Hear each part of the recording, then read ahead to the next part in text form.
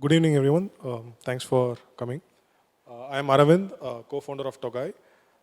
I take care of product and marketing at Togai. This talk will be slightly different from the previous one, where uh, the previous speaker showed a bunch of demos. But I'll be dealing with more concepts and fundamental level questions around how you go about monetizing your API products. Just to give a brief introduction about Togai itself, we are a plug and play monetization platform for API first companies. So what that actually means is we help API first companies track the usage of their product at a granular level, meter it, and then be able to price your product and also collect payments, end-to-end pricing infrastructure for API companies, if I put it that way. Now, why did we start this, right? Before going there, I'll also introduce myself briefly. Uh, my background, I worked with Citibank for 4 years as a product manager before moving to Amazon, and then started my previous company, which was a fintech company in India. It was called Hipto. We started this in 2018 along with my co-founder and CTO, who is here, Tuls. So we started this company in 2018. We went through a lot of pivots before exiting that business in 2022 and started Togai last year. That's my background. Just to continue with that, so in the context of building Hipto, we actually were a fintech company that processed more than $30 billion worth of payments in the Indian geography over a 3-year period, right? But it was not all smooth sailing. We started off as a B2C mobile app, which was targeted at offline retailers, and it was a loyalty management platform before pivoting to targeting SMEs, and then eventually launched an API first payments infrastructure product. Now, if you look at why we chose to build Togai, which is an API first monetization platform itself, and why there is a broader applicability around how you can go about monetizing API first companies, you can see the evolution of Hipto in our journey itself. When you are a B2C company, most of your monetization or business model is going to be coming around either e-commerce based, transaction based revenue, or primarily via advertising through social media and stuff, right? And if you are a B2B company, a lot of your revenue streams or business model is primarily going to be around recurring billing or subscription based platform fees or licensing models. But when you make the pivot to API first companies, there is a lot of thought you have to give to actually devise your business model and monetization itself. So you have a bunch of ways you can actually price your product, right? Starting from freemium to pay as you go. Do you do licensing? Do you give out credits? Do you give what type of tiers and slabs? And also the billing model. Do you do prepaid billing, postpaid billing? All of those things are important for to figure out before you actually build the product itself, right? So there are other marketing challenges as well. For example, do you go open source? Do you not do that?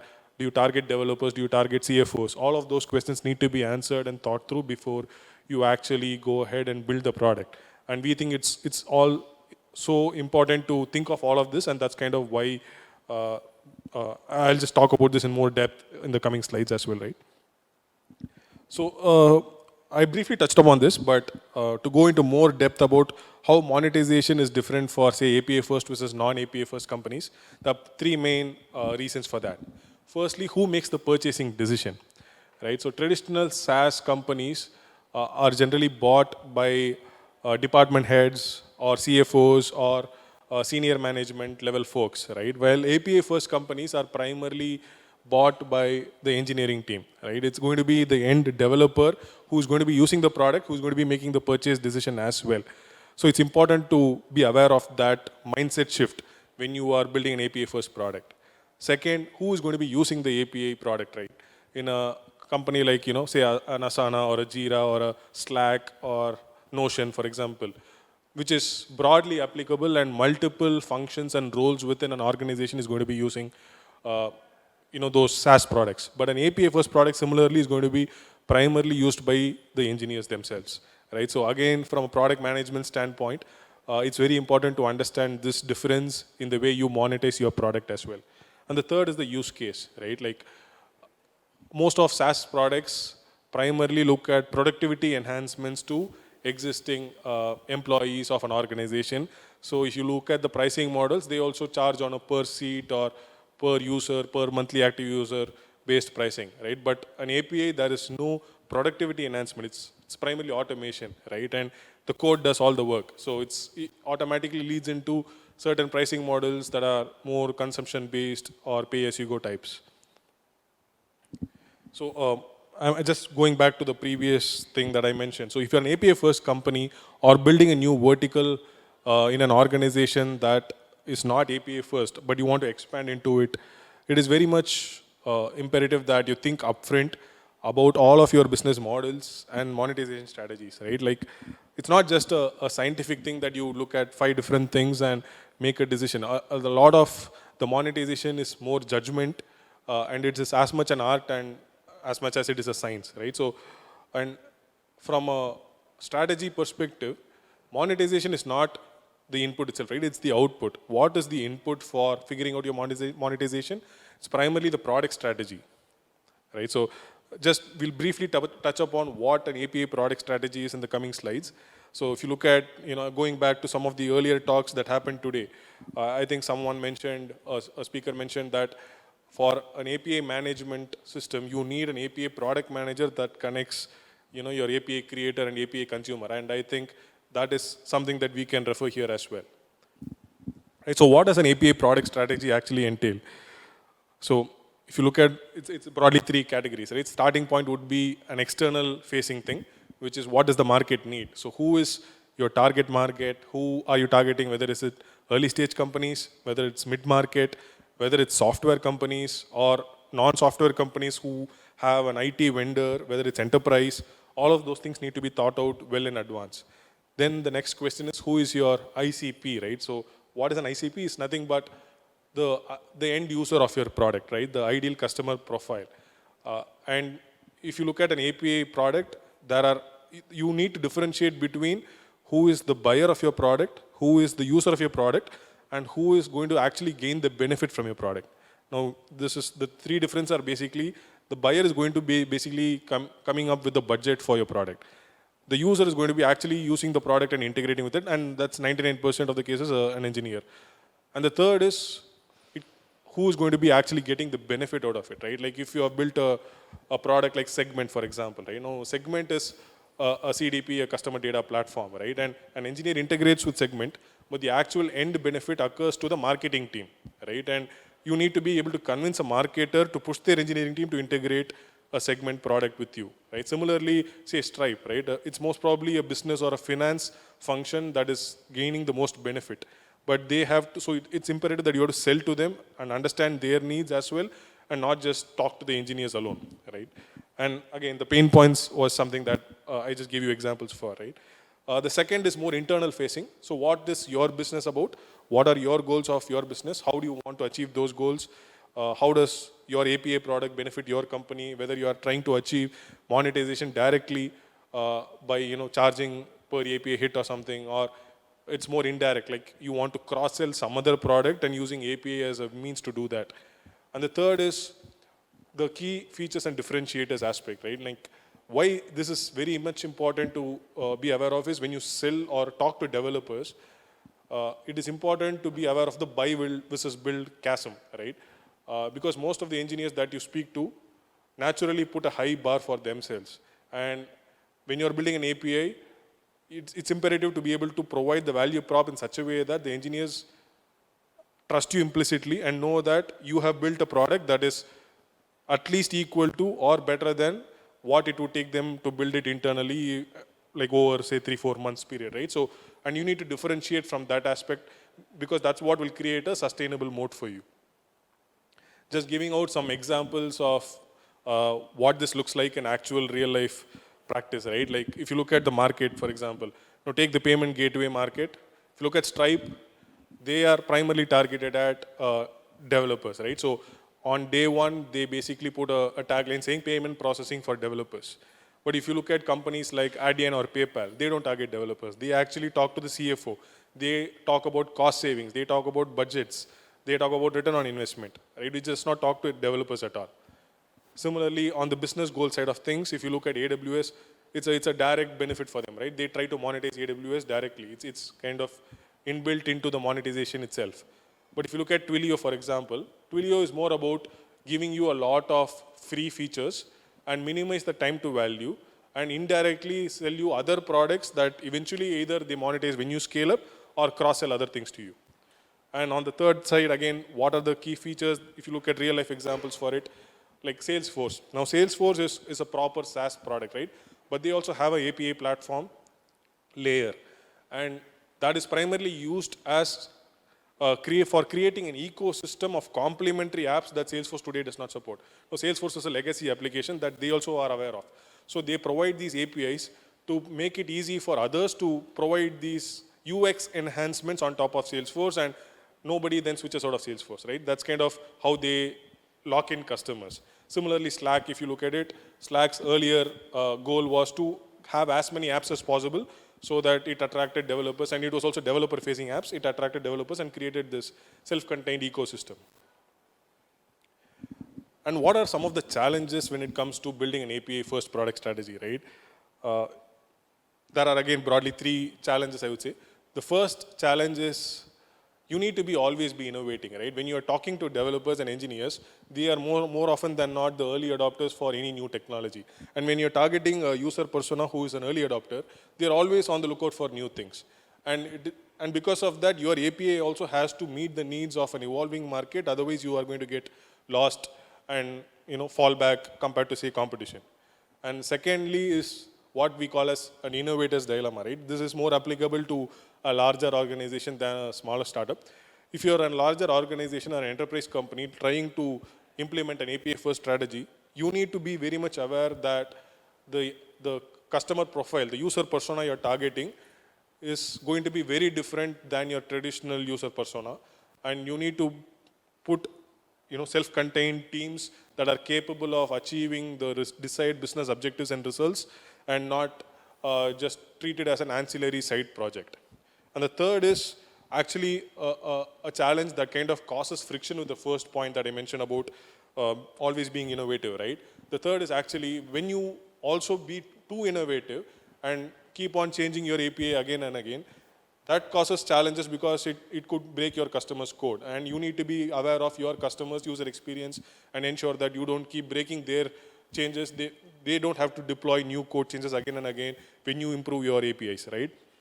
So that kind of, you have to strike the right balance between always enhancing your APIs as well as ensuring that you support backward compatibility and all of that.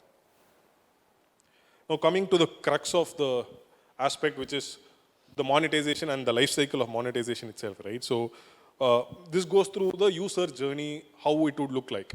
Now, from a purchase or a decision maker's perspective, if I am an API consumer, this is what I'm going to go through, right? I'm going to first have to be able to discover an API product. Now, what are the places that I can discover is something I'll go deeper on in the next slide. Then once I discover it, I have to first be able to try it out and see if it solves my use cases, and then see how I can adopt it and build it for my platform. Sorry. And then I look at what is the business model of that API itself, whether it fits in with my budget. And then lastly, I also want to look at what is the support and deprecation policy that you might follow. Sorry.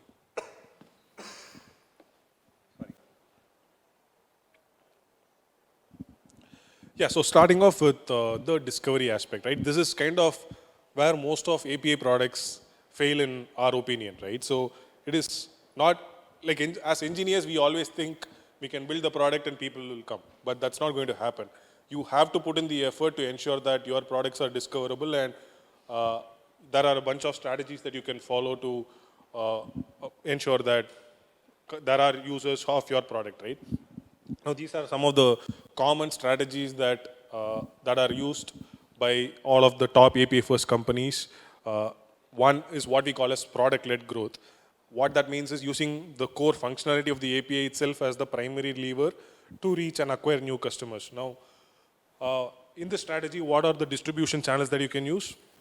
Open source is primarily one of the channels that you'll use. You have a community of close-knit individuals or engineers working on some problem statement, and you're able to solve that problem statement, and you're able to use that as a word of mouth, and use that open source community to create this, right? Another channel can be a marketplace, which is like listing yourself on third-party platforms like AWS or Azure Marketplace or Google Marketplaces, and getting your product listed there so that people who come to that website can discover you. Third-party integrations is where you leverage other integrations that you can support from your APIs, like say what Zapier did or what even Segment does, right? Basically, Segment's product itself is connecting to multiple destinations, right? Pushing data to different third-party downstream destinations. And that's in a way a product, but that also acts as a distribution channel. Now, second is what we call as product-led sales. This is primarily empowering marketing and giving them the appropriate resources and budget so that they can generate leads which eventually sales can convert, right? So you have these traditional media such as SEO or paid ads. It can be, if there is an existing category available, like say what Stripe does, you can just bid on Google ads, for example, or put ads on social media, create a brand presence there. You can also look at strategies like how do I create a freemium or a free trial and ensure that people are adopting your product without any friction. Then the third is the pure sales-led growth option. This is primarily for targeting enterprise companies and primarily at looking at higher ACV. So ACV is annualized contract value. So it's basically what is the annual revenue that you're going to get from that contract. And that is going to be sales-led. You reach out to people in your network, do cold emails, even cold reach outs, attend events, talk to people, network, or use channel partnerships as a distribution mechanism. Right? So these are some of the discovery channels that you can use to monetize your APIs. And when it comes to the actual marketing aspect, right? Now, why I'm focusing on this is because, like I said earlier, a lot of engineers feel like, build it and they'll come. That's not how it happens. So it's important to be able to, especially in a new category, when you are solving a new problem statement that people are not yet aware of, it's important to create this framework of awareness, attention, and action, right? So you need to be creating awareness around the pain point and the problem statement itself. And how does that happen? By creating content primarily around, thought leadership. Why is this a problem that you chose, and why is this a problem for other people? Is something that you need to be able to articulate very clearly in multiple forums. Then you have the attention, right? So once you create awareness around the pain point itself, you start talking about the solution itself, right? Not about yourself, but you just talk about the solution in broad, right? And that comes from having webinars or case studies, reports, and other things. Then you actually talk about why you are better than, say, your competitors, and that's called bottom of the funnel, right? So here is where you'll put a competition comparison landing page. You'll have testimonials. You'll also maybe do consultative exercises, solutions-focused things with potential customers. Right, so that was on the discovery side. Next comes the adoption part. Right, so adoption again follows a funnel of sorts. Right, so if you look at any traditional SaaS product, most of the adoption stops around the first two aspects, which is onboarding and activation. But for API-specific products, you have the third and fourth layer, which adds as an additional complexity, which is testing and launch, right? And you have to be optimizing for these three metrics primarily if you're looking to monetize your API, right? So time to first hello world is basically what activation is supposed to refer to. And if people are not able, so here is where your API documentation, your product guides, your walkthroughs, and all of that help. Like companies like Stripe and Twilio, which are best in class for those things, act as the reference points there. Then the next is time to first working integration, right? So how soon can a developer integrate with your API and produce a functioning code that solves their pain point, right? That's kind of the testing aspect of things, and that's the metric that you should be focusing on. And the third and the other most important metric here is time to go live, which is kind of the obvious thing, right? But again, all of these three are sequential in nature, and you need to prioritize accordingly, right? So if your time to first hello world is bad, but your time to go live is better than, say, competition, it's still going to be suboptimal. So it is necessary that you have to prioritize accordingly. Like time to first hello world is the most important thing. Then second and the third is it's okay, right? Because once developers start trusting you, they give you some amount of leeway to actually continue that engagement. And the next is coming to the actual business model itself. So how do I actually price my product, right? And how do I sell my product before that? So again, broadly 3 strategies that most API first companies use is landing the developers first. So here, irrespective of whether you use a product-led growth, product-led sales, or sales-led growth motion, you are going to be talking to developers. So you need to be evangelizing your product within the developer community. End of the day, even if developers don't have the budget to buy your product, the budget comes from some other team, they are going to be a key decision maker and a stakeholder when evaluating your product. So it's important that you have the resources to convince them. And the second is equally important. You have to be selling through developers, right? I don't think there is any engineer who wants to be talking to a salesperson, right? Like you can just, I can actually ask, like, which of you people like talking to salespeople, right? So that's kind of another aspect, right? So it's important that you need to be having solutions engineers, solutions architects who can solve problems for engineers and not have salespeople, right? So that's the second aspect. And the third is creating this win-win situation where you address the business build problem upfront, right? Don't shy away from it. It's okay, right? Everybody knows that you can build anything and everything.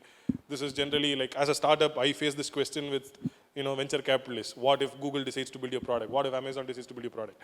That's kind of, everybody's going to ask that, right? What if I want to build your product? It's a question that anybody is going to ask, but you need to be able to articulate why your product is going to be useful for them in the short run, in the medium run, in the long run, and why they are better off spending their time and effort focusing on their core business rather than solving some problem which is maybe not directly related to their business, right? Like, for example, what Stripe does or what Twilio does, right? That's kind of the convincing way you have to frame the solution that you're providing. Next comes the pricing and packaging aspect, right? Like, so how do you actually price your product? So here, you need to be able to define what are the value metrics that you're providing to your potential customers, right? So value metrics can be anything. It can be in terms of time saved. It can be in terms of revenue gained, or it can be any qualitative number, which is going to be hard to quantify. So then you have to go and figure out what is the willingness to pay from the customer side for solving the problem, and then be able to price your product accordingly. And if you look at strategies wise, there are primarily 3 strategies that most companies in the world use when it comes to pricing. First, we call it as skimming. So skimming is a strategy where companies like Apple and premium brands use, where when they launch a new product or a new offering, they price it at the highest price point that is possible at that point in time. And as time goes on, they launch new products, which is priced even higher, and the previous generation of the products goes down, right? Like, this is a standard offering that is generally done by the market leader or somebody who wants to consider themselves as the premium offering. The second one is what we call as a penetration strategy, which is what companies like Amazon does, mostly looking at economics of scale. And okay, 2 minutes, okay. So I'll just, I think I'm short of time. I'll go quicker. So penetration is mostly Amazon e-commerce, and maximization is what companies like Microsoft does, mostly about value capture. Then we have packaging, which is primarily about segmentation of customers. Are you selling to startups? Are you selling to mid-market? Are you selling to enterprise? Are you bundling or unbundling a product? Then you also have to look at the operational aspect of things, which is what billing comes under, right? So do you want to do prepaid billing? Do you want to do postpaid billing? Can you give credits? Or do you want to have some sort of a minimum commitment, platform fee, and all of that comes under that aspect. Then the final thing, which is primarily the deprecation, is you need to be very much aware of what your how your product is evolving and monitor your usage accordingly, and not take decisions based on your gut, but be more scientific about it, and always be proactive about communicating this to your customers. Like, that's kind of the third point: communicate, communicate, communicate. That's not a typo, right? I wrote it thrice primarily because I wanted to over-index on that. You need to be proactive in your communication when you are making changes to your API, so that your customers are not impacted in a negative way, right? And build that credibility, right? So, and then, this is kind of the final section that I wanted to touch upon, which is coming to how do you build tooling if you want to monetize your APIs, right? So if you look at pricing is not a decision that is generally owned by one person in a company. It is owned by multiple stakeholders. It involves some sort of a committee of sorts, right? So it's important to understand and have everyone on the same page. So you need to build tooling that is accessible to multiple stakeholders in a company, and you also need to understand whether you're doing pricing top down or bottoms up, right? Like, Top down means, your CEO, your head of product or somebody comes up with a pricing model, pricing strategy, and then says, go and implement it. A bottoms up approach is more in line with what is happening today in the market, where you look at the usage patterns of your API and then try and implement and have hypothesis, implement that hypothesis of a pricing model, then keep iterating it and comparing it, and then arrive at a strategy that is much more holistic in nature and sustainable in the long run, right? And for this tooling to happen, it is important to start tracking the usage. Like the observability layer is what is most important when it comes to monetization itself, right? And that's what I show a sample example of what this looks like, right? So in an traditional observability stack looks at an API monitoring at an aggregated level, not at a customer level, right? But for a metering implementation or a pricing monetization implementation, you need to be starting to track what your API usage is at a granular level for each and every customer, for each and every API. And for that, you need to build a metering or an event ingestion system that combines it with a metering system that has an aggregation capability and has the capability to push it to multiple billing systems and be able to reconcile, create workflows and all of that, right? So it's not a straightforward like overnight implementation that you can do. It is time consuming, but it is worth the effort to put in all the hard hours and take care of all of this so that you are able to implement this in a long, sustainable way in the long run. So the 4 steps are basically tracking, metering, pricing, and billing. So just the last slide before I close is what are the potential pitfalls when it comes to building a tooling for monetization, right? So basically you need to handle all sort of scenarios in a forward-looking manner. It's not just for what you need today, but say what you need 6 months down the line, 12 months down the line. It's not a one-time thing, right? Monetization is a continuous effort because your product is constantly evolving, right? And if your monetization strategy does not evolve as your product keeps improving, then your customers are actually going to get the perception that your product is not improving, right? That's kind of a negative perception that gets created, and this is documented everywhere, right? So when your product improves, you are spending so much of effort into building new features on your product, you have to come up with continuous enhancements to your monetization model as well and your pricing models. And because of that, you need to be aware of this as a continuous exercise, and your tooling needs to support that. It is either you use an external player to solve some of these problems, or you build it internally and have a dedicated team that takes care of monetization and billing tools, right? So some of these challenges that I mentioned here kind of need to be thought through before you can solve for these problems in a sustainable manner, right? So yeah, thanks for everything, and if you have any questions, happy to answer them. And this is like my email ID, happy to answer any questions post facto also. Yeah.